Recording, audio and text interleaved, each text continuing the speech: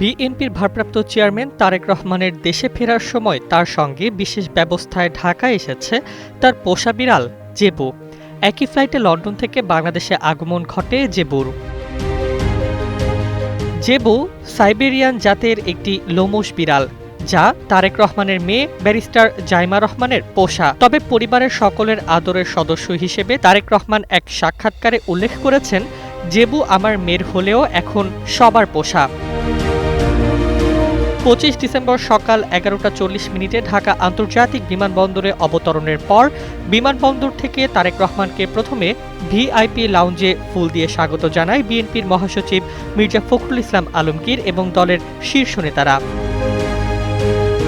পরে তারেক রহমানের শাশুড়ি ফুলের মালা দিয়ে তাকে বরণ করেন। উপস্থিত ছিলেন তার স্ত্রী ডাক্তার জুবাইদা রহমান, মেয়ে জাইমা রহমান এবং অন্যান্য পরিবারের সদস্যরাও।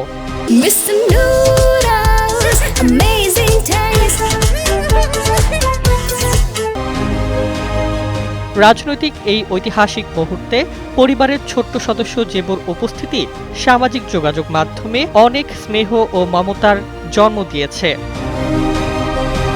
ডেস্ক রিপোর্ট, জয় জয় দিন।